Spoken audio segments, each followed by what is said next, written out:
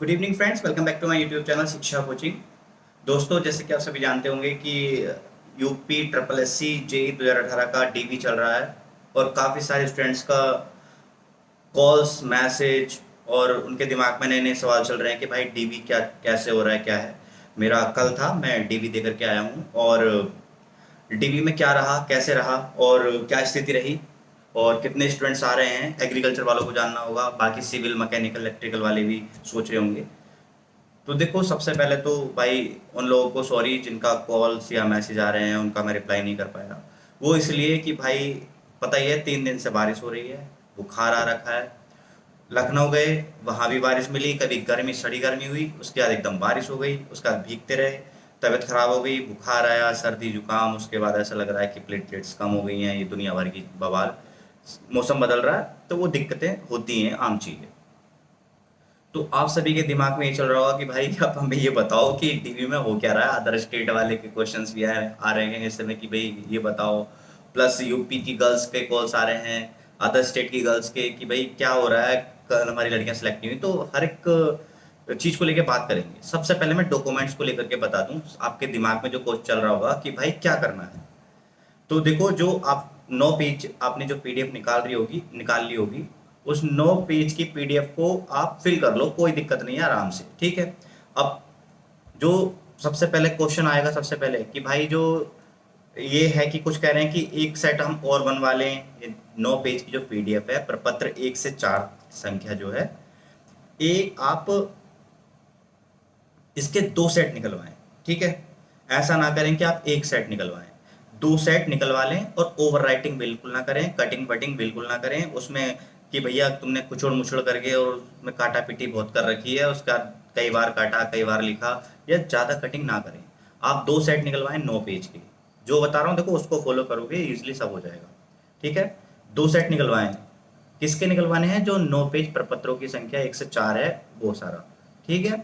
उसमें आप 2 सेट उसके निकलवा लेंगे, एक सेट को आप फिल कर लो कंप्लीटली सही तरीके से, हर चीज़ घर पे जो आपको समझ में आ रहा है, ए टू जेड। ऐसा कुछ नहीं है समझाने वाली चीज़ जो उसमें ना है, सब समझाने वाली चीज़ें हैं, समझ में आने वाली चीज़ें हैं, वो तुमने कर भी ली होंगी फिल और सारा हो गया होगा, ठीक है।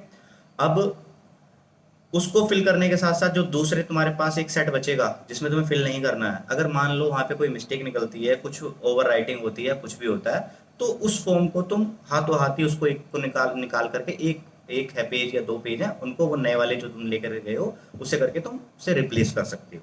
3 9 पेज की बात तो ये रही, ठीक है। इसके अलावा कोई टेंशन लेने वाली बात नहीं है। दूसरा सवाल कि भाई जो 10th है, 12th है, डिप्लोमा, इन 3 चीज़ों की मेन रिक्वायरमेंट है, ठीक है। ये अनिवार्य है, एक चीज़ है। 10th 12th, अगर 10th के बाद उसका डायरेक्ट डिप्लोमा है तो 12th की जरूरत नहीं है। तो 10th 12th और आपका डिप्लोमा ये कंपलसरी है।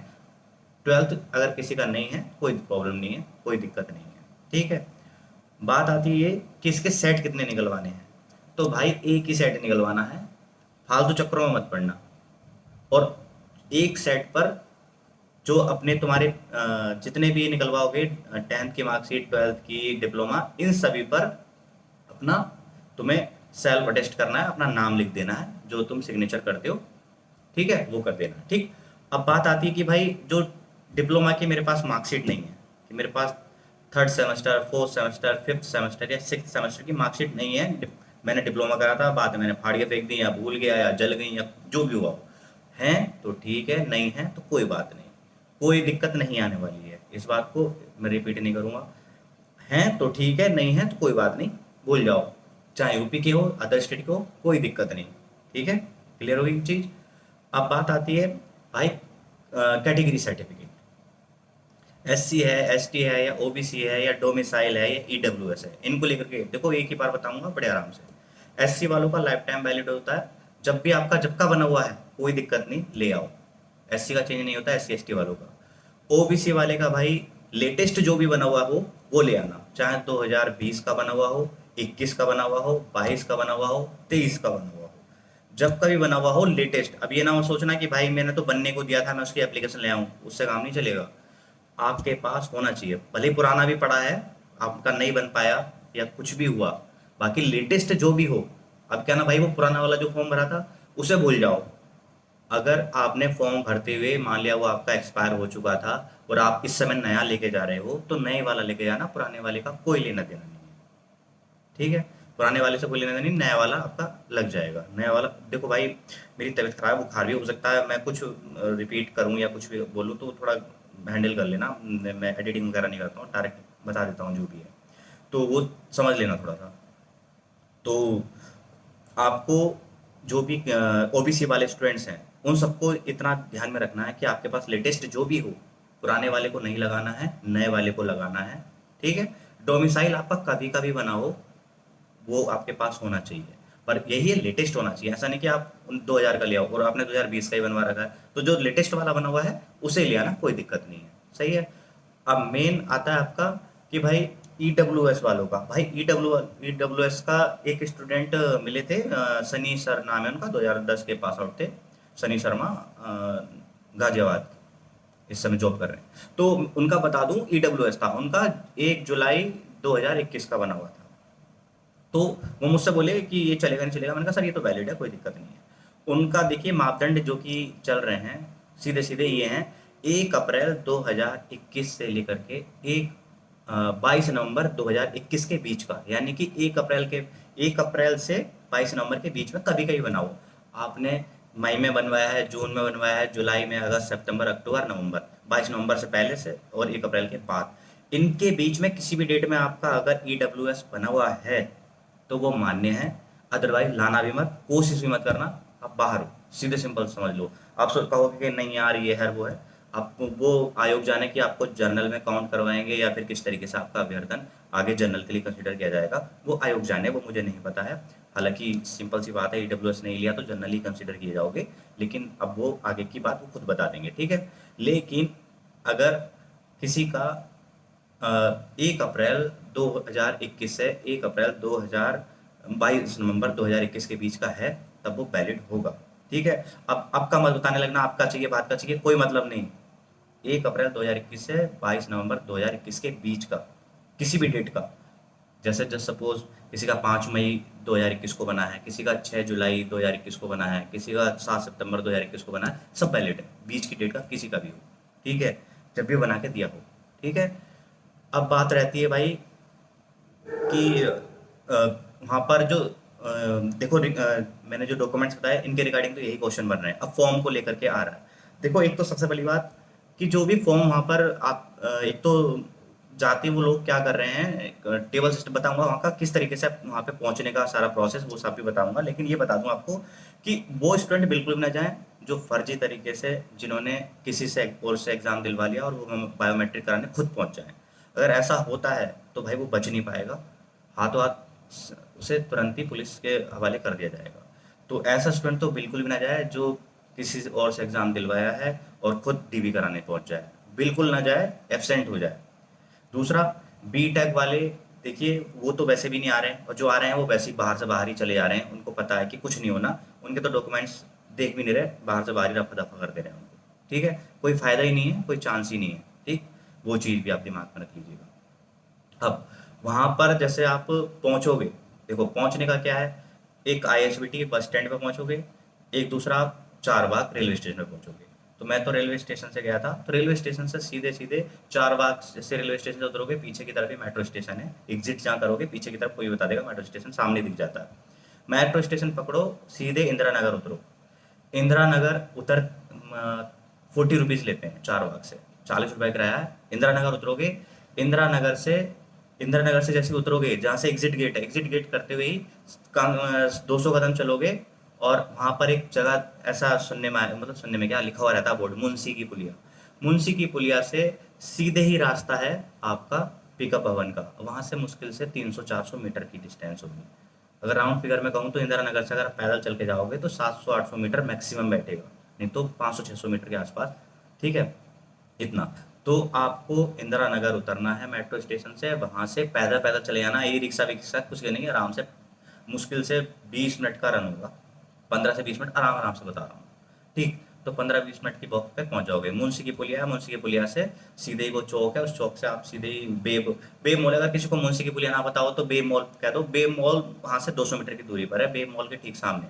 अब भाई वहाँ पे कुछ सुविधाएं हैं, जैसे अब जो सुबह पहुंच जाएंगे तो उनका तो मुझे पता नहीं, लेकिन आपको जो मुंशी की पुलिया है उसी के आसपास फ्रेश फ्रेश होने की सुविधाएं भी हैं, और आप चाय नाश्ता भी कर सकते हो।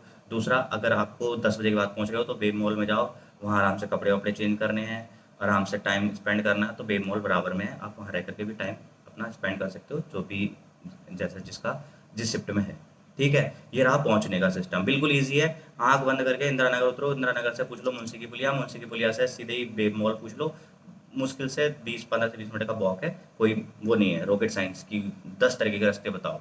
ठीक है, अब बात आती है भाई कि वहां पर सबसे पहले जाने के बाद आपका अंदर जैसे पिकअप भवन में एंट्री करोगे, एक बॉल है, बॉल पर सीधे लिखा हुआ है क्या, बॉल पर लिखा हुआ है कि आपका किस शिफ्ट में है और किस शिफ्ट में नहीं है, और प्लस मतलब किस शिफ्ट में कौन कौन से रोल नंबर हैं, सारी चीज़ें डिटेल दी हुई हैं। साथ ही में ये भी लिखा हुआ है कि कौन सी टेबल किसको अलॉट की जा रही है। जनरली जैसे कि मुझे वहाँ पे जो टेबल है, टेबल सिस्टम क्या है, जनरली एक टेबल है, बड़ी सी टेबल, और उस टेबल को नाम दे दिया गया है और उसके पीछे चेयर लगा रखी हैं। उस चेयर पे स्टूडेंट जाके बैठते हैं और उस टेबल पे 2-4 बंदे बैठे हैं कर्मचारी, जो कि हमारा बायोमेट्रिक कर रहे हैं और हमारे जो डॉक्यूमेंट हैं उनका वो सत्यापन करते हैं कि कौन से ठीक है। तो इस तरीके से ए से लेके जी तक, सॉरी एच तक टेबल है, तो मुझे जी टेबल अलॉट हुई थी।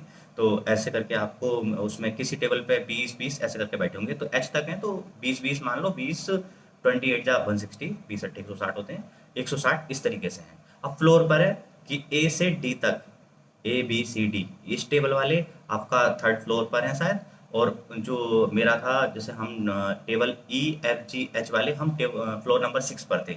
तो इस तरीके से डिस्ट्रीब्यूशन कर रखा है। ठीक है, कोई दिक्कत नहीं होगी, बहुत कोऑपरेटिव लोग हैं, सारे बढ़िया से बात करते हैं, कोई दिक्कत नहीं है। एंट्री में बस ये है कि आपका जो स्टार्टिंग का जो 9 पेज हैं, 9 पेज में से एक पेज में जिसमें आपका लिखा हुआ है कि 23:60 को आपको बुलाया गया है, टाइमिंग ये है शिफ्ट का, वो एक बैठे रहेंगे अंकल, वो देखते हैं, ठीक है आ जाओ, बस हो गया फॉर्मेलिटी।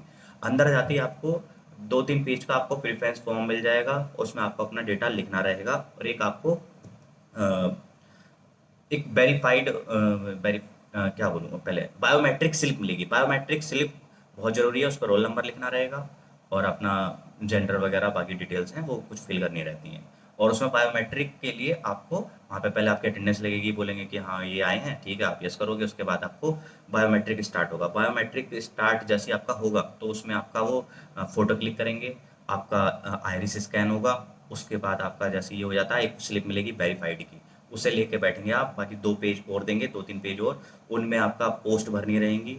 जिस पोस्ट को आपको चाहिए वो बताएंगे, बहुत ही कोऑपरेटिव है, ये मत कहो कि भाई क्या भरना रहेगा, बहुत अरे बहुत हलवा है। अगर आप कुछ मिस्टेक भी करते हो तो ऐसा नहीं है कि वो आपको वहाँ पे करेंगे, वो मतलब बहुत सही लोग हैं, आप आराम से वो बताएंगे देखो बच्चा ऐसे करना है इस तरीके से। ठीक है, तो आपको कुछ ना समझ में आए तो उठो आराम से जाके टेबल पे पूछ लो, वो घूमते भी रहते हैं कि सर ये बता दो, वो बता देंगे। ठीक है, बाकी यार दोस्त तो होते ही हैं किसी के कि भाई ये कैसे होगा, मिल बांट के कर ही लेते हैं, हो जाता है। ठीक है, तो इस तरीके से आपका भी सारा काम हो जाएगा। और उन 2-4 पेज हैं जैसे देखो उसमें आपका जैसे बहुत चीज़ें ध्यान रखने वाली हैं। एक 96-97 जिनका बर्थ ईयर है, 96, 97, 98, वो इस कन्फ्यूजन में आएंगे कि भाई मेरा बर्थ ईयर 96 है, 97 है या 98 है। तो उसके लिए स्पेशल कुछ केसेस हैं, वो बहुत ध्यान रखेंगे। कौन से बता रहा हूँ मैं, 96, 97, 98 वाले। बाकी जितने भी हैं उन्हें कोई सोचने समझने की जरूरत नहीं है, उनके लिए फ्रिक्वेंटली लिखा हुआ होगा कि ये क्या चीज़ है, वो डायरेक्ट क्लिक कर लेंगे। बाकी जिनका रहेगा उसमें मेंशन रहेगा, पूछ लेना भाई बता दे रहा हूँ 96, 97, 98, कोई ऐसा नहीं कि उसमें कुछ किसी को बाहर कर रहे हैं, बस ये क्राइटेरिया दिख रहे हैं कि ये इस डेट को इतनी इनकी एज हो गई है या नहीं हो गई है। 96, 97, 98 वाले के बीच में कुछ है, ठीक है, तो वो देख लेना। ठीक है, उसको कोई समस्या नहीं है, और जिसका ऐसा कुछ नहीं है उसको तो सोचना ही नहीं है। ठीक है, प्रीफ्रेंस आप लिख लोगे, सारी चीज़ें आप लिख लोगे, सारे जो डेटा है उसको फिल करने के बाद वो आपके कागज़ मंगाएंगे। कागजों में देखो जो आपने 10th की मार्कशीट है, 12th की मार्कशीट है, डिप्लोमा है, फिर आपके आप डोमिसाइल है या कास्ट सर्टिफिकेट है या ईडब्ल्यूएस है, ये दिखाएंगे बहुत वो आराम से, कोई दिक्कत नहीं है। आपके अगर नाम में कुछ दिक्कत है, किसी में कोई दिक्कत है, कुछ भी है, आपने ऑलरेडी पहले ही सुन चुके होंगे बहुत सारे साथियों से कि एफिडेविट बनवा के ले जाओ। अगर आपके पास वो चीज़ भी अगर पॉसिबल नहीं है, आप नहीं कर पाए हो, कोई कारण ऐसा था या कोई मजबूरी ऐसी थी, उसमें भी कोई समस्या नहीं है भाई लोगों, आप सिंपल चले जाओ, कोई बात नहीं, वो आपको टाइम देंगे कि एफिडेविट बनवा लो 15 दिन के अंदर, या जो भी है टाइम दे देंगे कि बनवा लाओ और सबमिट कर देना है, एप्लीकेशन जो भी है करवा लेंगे। ठीक है, ये रही बात यहाँ की। अदर स्टेट वालों का दिमाग में चल रहा होगा कि भैया क्या सीन है। अदर स्टेट वालों टेंशन ना लो, डोमिसाइल जनरली वो मांग नहीं रहे हैं, लेकिन आप अपना डोमिसाइल लेके जाना, जिस भी स्टेट के आप रहने वाले हो, 10th-12th की मार्कशीट, डिप्लोमा, और डिप्लोमा की अगर आपके पास जो सेमेस्टर की मार्कशीट होती हैं, fourth, third semester, fourth, fifth और सिक्स सेमेस्टर की हैं तो ठीक है, अदरवाइज नहीं है तो कोई बात नहीं, वो भी मत लेके जाओ।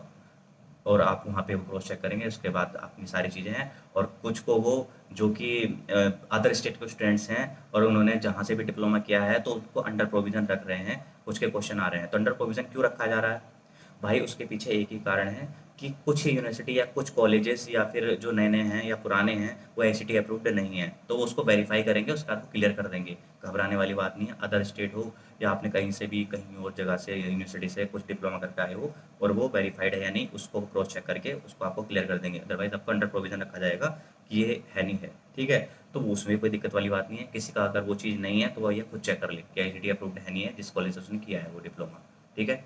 ये हो गया। बाकी का कुछ चीज़ें और जो देखने वाली चीज़ें हैं कि भई लड़कियाँ, देखो लड़कियाँ, मैं अपना बताऊँ, एग्रीकल्चर में जनरली एक लड़की मिली थी मुझे और मयूर सर से ये बात हुई, बाकी सारी चीज़ें मयूर सर मिले मुझे वहाँ पर, बातचीत हमारे बीच में भी हुई। बाकी अपने सूर्या सर हुए, बाकी के और जितने भी थे लड़के सबसे बात हुई अच्छे से, बढ़िया से, सब बढ़िया बात हुई। उसके बाद सब कोऑपरेटिव हैं, हेल्प करने के लिए खड़े हुए हैं, सारे लोग बढ़िया से हैं। अब उसमें एक चीज़ आती है कि भाई कुछ लोग फॉर्म फिल गलत कर रहे हैं।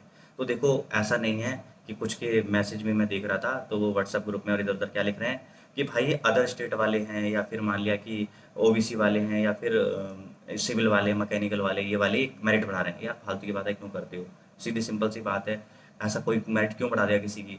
जो एग्रीकल्चर की पोस्ट है उस पे एग्रीकल्चर वाला ही तो एलिजिबल होगा, सिविल वाला कहाँ से आ जाएगा? वो आयोग ने मिस्टेक की है, कुछ कॉलम्स में उन्होंने ऐसा किया कि वो कॉलम्स उन्होंने सभी के लिए दे दिए, जबकि वो सेपरेट होने चाहिए थे कि सिविल के अलग होते हैं, मैकेनिकल, इलेक्ट्रिकल और अपना एग्रीकल्चर के अलग। लेकिन वो नहीं है, वो आयोग की गलती है, आयोग उस चीज़ को खुद कर रहा है काम, वो खुद करवा रहे हैं कि भाई ये ऐसी चीज़ है, इस तरीके से करना है। मतलब वो प्रिंट एक तरीके से जिस तरीके से टाइप होना चाहिए था उस तरीके से नहीं हुआ है, वो खुद ही करवा रहे हैं, कटवाते रहे हैं। अब प्रीफरेंस वाला जो सारी चीज़ें हैं भैया, डीवी स्किप करने वाली बात है। तो देखो प्रीफरेंस, आप जिसकी जॉब नहीं है भाई वो तो सभी फिल करेगा, उसके लिए तो मैं कह नहीं सकता, लेकिन डीवी स्किप वो लोग जरूर करें जो ऑलरेडी सिलेक्टेड हैं, यूपीपीसीएल में हो या फिर कहीं अदर सेंट्रल गवर्नमेंट की जॉब में हो या रेलवे की किसी जॉब में हो। तो वो कहीं ना कहीं जिनके पास ऑलरेडी एक जॉब है, तो जो डिपार्टमेंट उनके पास है ऑलरेडी उसे वो स्किप कर दें।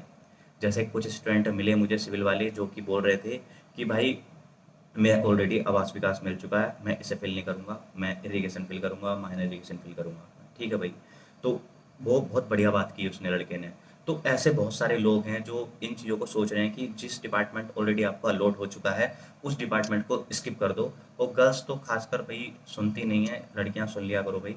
आपके सबके साथ में अगर हम स्ट्रेंथ में नहीं रहेंगे तो कैसे होगा? आप ऑलरेडी किसी जॉब में हो या कहीं कर रही हो तो भाई शिफ्ट मत करो, है ना? अगर आपको अच्छा डिपार्टमेंट चाहिए तो एक वही भर दो। आप आपको वो भी नहीं चाहिए, आप बस नीचे से भर दिया आप दिखाने के लिए कि मैं ऑलरेडी सिलेक्ट हूँ। क्या मिलेगा इससे तुम्हें? कुछ नहीं मिलेगा। एक सीट खराब कर दोगे, वेटिंग तो निकालेगा नहीं आयोग। तो फालतू की चीज़ें ना करो, ये सब चीज़ें अच्छी नहीं है कि भाई ऑलरेडी जॉब में हो और उसी उसी विभाग को दोबारा भर रहे हो, तो कोई फ़ायदा नहीं। ऐसी लड़कियां बहुत सारी थी जो सिविल वाली भर रही थी, फिर से भर दिया उन्होंने, 2016 में सिलेक्ट हैं, इसमें ही भर दिया, जबकि गलत है, ऐसा नहीं करना था। तो अब बाकी का कि भाई किसी और की पोस्ट कोई खाएगा नहीं, सिंपल सी बात है, सिंपल सा लॉजिक है, हर किसी को जॉब चाहिए और बेरोजगारी बहुत बुरी चीज़ है।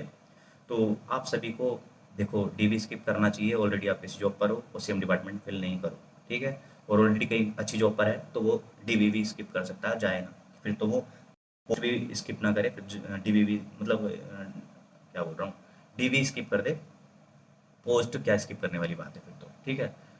तो दोस्तों इतना ही, बाकी का कुछ रह गया हो तो यार ये वीडियो लंबी हो गई है क्योंकि मेरी तबीयत थोड़ी सी अभी भी डाउन है, कॉल्स मैसेज बहुत आ रहे हैं और बुखार टाइप से है।